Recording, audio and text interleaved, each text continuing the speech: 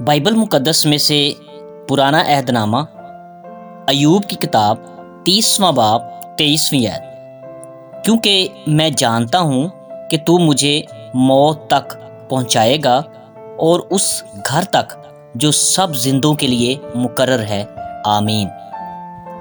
ایک معنی خیز روایت ہے جو سکندر اعظم سے منسوب ہے کہ وہ جنت کے دروازے پر پہنچا اور اس میں داخل ہونے کے لیے دستک دی۔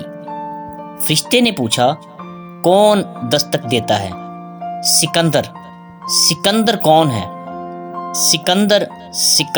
سکندر اعظم، دنیا کا فاتح۔ فرشتے نے جواب دیا، ہم اسے نہیں جانتے۔ یہ خداوند کا دروازہ ہے اور یہاں صرف راست باز داخل ہوتے ہیں۔ بائبل مقدس کہتی ہے کہ زندگی سائے کی مانند ہے، مینار یا درخت کا سایہ۔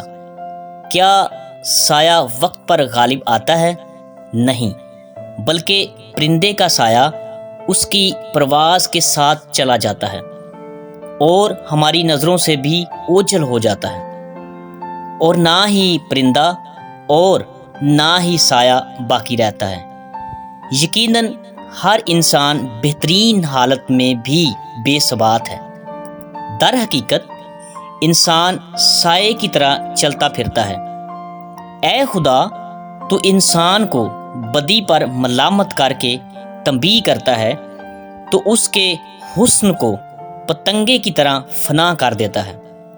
موت کے بعد انسان میں خدا کی تعریف کرنے کی صلاحیت نہیں رہتی۔ جب تک ہم زندہ ہیں، خدا کی ستائش کریں۔ جیسے کائنات میں توڑ پھوڑ کا عمل جاری ہے، ویسے ہی انسان مشکلات میں توڑ پھوڑ کا شکار ہوتا ہے۔ اس کا جسم خاک میں مل جاتا ہے۔